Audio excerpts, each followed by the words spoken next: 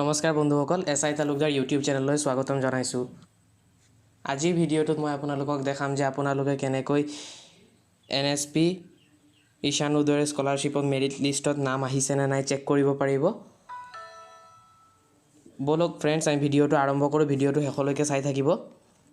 সৰ্বপ্ৰথমতে আপোনালোকে ইয়াত ক্ৰম ব্ৰাউজাৰটো অপেন কৰি ল'ব। অপেন কৰাৰ পাছত ইয়াত NSP বুলি লিখি দিব, লিখি সাৰ্চ কৰি দিব। সাৰ্চ কৰাৰ পাছত ইয়াত নেশ্যনেল স্কলাৰশ্বিপ পৰ্টেল বুলি যিটো অপশ্যন ওলাইছে তাত ক্লিক কৰি দিব। ক্লিক কৰাৰ পাছত ইয়াত ওপৰত চাব লগইন বুলি অপশ্যন এটা ওলাইছে, এইটোত ক্লিক কৰিব। ক্লিক কৰাৰ পাছত ইয়াত ফ্ৰেছ 2019-20 এইটোত ক্লিক কৰি দিব।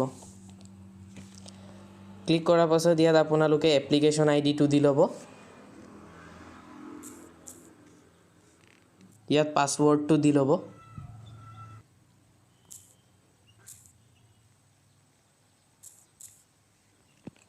তাৰ পাছত লগইনত ক্লিক কৰি দিব। চাওক ফ্ৰেণ্ডছ, ইয়াত মই এপ্লিকেশ্যন আইডি আৰু পাছৱৰ্ড শুদ্ধকৈ এণ্টাৰ কৰাৰ পাছতো ইয়াত আহিছে ইনভেলিড ইউজাৰ নেম আৰু পাছৱৰ্ড বুলি। তো এনেকুৱা যদি আপোনালোকৰো আহে তেনেহ'লে ইয়াত আপোনালোকে প্ৰথমতে ফৰগট পাছৱৰ্ডত ক্লিক কৰি দিব। ফৰগট পাছৱৰ্ডত ক্লিক কৰাৰ পাছত ইয়াত আপোনালোকক এপ্লিকেশ্যন আইডি বিচাৰিব, সেইটো এণ্টাৰ কৰি দিব।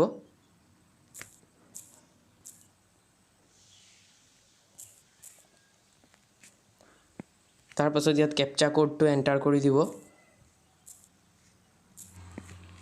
তাৰ পাছত নেক্সটত ক্লিক কৰি দিব।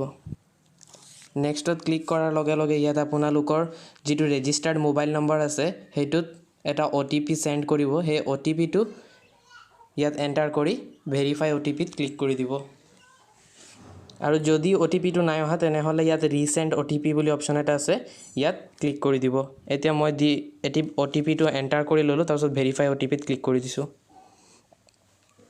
ক্লিক কৰাৰ লগে লগে ইয়াত চাওক দিছে password send to students mobile number. মোৰ পাছৱৰ্ডটো আহি গৈছে। এতিয়া আকৌ লগইন কৰি চাওঁ বলক।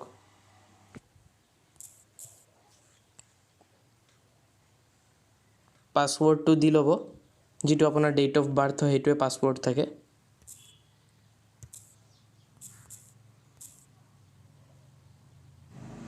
কেপচা কোডটো দিব, তাৰপাছত লগইনত ক্লিক কৰি দিব। ইয়াত নেভাৰ কৰিব। চাওক মই আকৌ ফৰগট পাছৱৰ্ড কৰি কিনে যেতিয়া নতুনকৈ কৰিলোঁ, এইবাৰ চাওক মোৰ লগইন হৈ গৈছে। ইয়াত তাৰপাছত যিটো আপোনালোকে পাছৱৰ্ড আপোনালোকে নিজৰ মতে যিটো ছেট কৰিছিলে সেইটো ইয়াত দি ল'ব। তাৰপাছত ছাবমিটত ক্লিক কৰি দিব। তো ফ্ৰেণ্ডছ চাওক ইয়াত আমি ছাবমিট কৰাৰ লগে লগে লগইন হৈ আহি গৈছে পেজটো।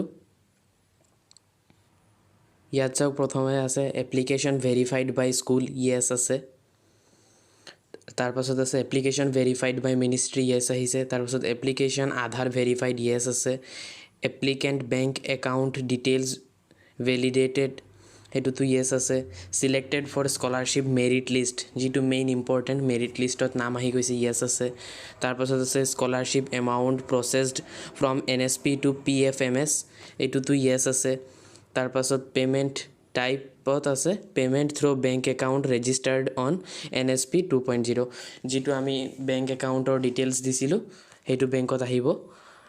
আৰু ৰেছপন্স ফ্ৰম দ্য PFMS, চাওক ইয়াত দিছে details has been pushed to PFMS for the payment processing.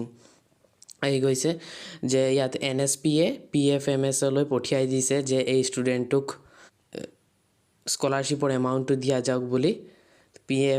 এতিয়া বৰ্তমান PFMSৰ ওচৰত আছে পে'মেণ্ট প্ৰচেছিঙত। তো ফ্ৰেণ্ডছ ইমানখিনি কৰাৰ ইয়াত আপোনালোকে নিজৰ ষ্টেটাছটো গম পালে যে ক'ত আছে, PFMSত আছে। তো ইয়াৰ পাছতো যদি আপোনালোকে PFMSৰ পে'মেণ্ট ষ্টেটাছটো চাব বিচাৰে বা কিমান টকা আহিছে বা কিমান টকা, সেইটো চাবলৈ কাৰণে আকৌ আৰু এটা পদ্ধতি আছে, সেইটো মই দেখাই দি আছোঁ, চাই থাকক ভিডিঅ'টো। ইয়াত চাওক ফ্ৰেণ্ডছ, মই বেক আহি গ'লোঁ। বেক অহাৰ পাছত তাৰ পৰা লগ আউট কৰি বেক আহি যাব। বেক অহাৰ পাছত ইয়াত আপোনালোকে লিখি দিব PFMS লিখি ছাৰ্চ কৰি দিব। ছাৰ্চ কৰাৰ পাছত ওপৰত যিটো অপশ্যন ওলাইছে তাত ক্লিক কৰি দিব। ক্লিক কৰাৰ পাছত এনেকুৱা ধৰণৰ ইণ্টাৰফেচ দেখা পাব। ইয়াত আপোনালোকে ট্ৰেক NSP পেমেণ্টছ, এইটো যিটো দেখা পাইছে ইয়াত ক্লিক কৰি দিব। ইয়াত আপোনালোকে বেংকৰ নেম যিটো বেংকত আপোনালোকৰ একাউণ্ট আছে বেংকৰ নেমটো এণ্টাৰ কৰি দিব তাৰ পাছত ইয়াত একাউণ্ট নাম্বাৰটো দি ল'ব এণ্টাৰ কৰিব একাউণ্ট নাম্বাৰ এণ্টাৰ কৰাৰ পাছত ইয়াত ৱৰ্ড ভেৰিফিকেশ্যন ইয়াত ছাইডত যিটো কেপচা কোড আছে সেইটোৱে ইয়াত এণ্টাৰ কৰি দিব এণ্টাৰ কৰাৰ পাছত ইয়াত আপোনালোকে ছাৰ্চত ক্লিক কৰি দিব চাওক ছাৰ্চ কৰাৰ পাছত তলফালে অকণমান স্ক্ৰল কৰিব স্ক্ৰল কৰাৰ পাছত চাওক ইয়াত আহি গৈছে বেংক নেম আহিছে একাউণ্ট নাম্বাৰটো আহি গৈছে বেনিফিচিয়াৰী নেম আহিছে scheme name university grants commission তাৰপাছত পাৰ্পাছ ঈশান উদয় ফেলোশ্বিপ কাৰেণ্ট আহি গৈছে এই গোটেইখিনি হোৱাৰ পাছত এইফালে ছাইডত আৰু গৈ থাকিলে ইয়াত চাওক এমাউণ্ট দেখাইছে 54,000 ষ্টেটাছ আণ্ডাৰ প্ৰচেছিং উইথ এজেঞ্চিৰ লগত প্ৰচেছিঙত আছে এতিয়ালৈকে পে'মেণ্টটো বেংকত ট্ৰান্সফাৰ হোৱা নাই এতিয়ালৈকে প্ৰচেছিং হৈ আছে তো ফ্ৰেণ্ডছ যদি ভিডিঅ'টোৰ পৰা কিবা জানিব পাৰিলে তেনেহ'লে ভিডিঅ'টো লাইক কৰক শ্বেয়াৰ কৰিব আৰু চেনেলটোক ছাবস্ক্ৰাইব কৰিবলৈ নাপাহৰিব এণ্ড থেংকছ ফৰ ৱাচিং দিছ ভিডিঅ'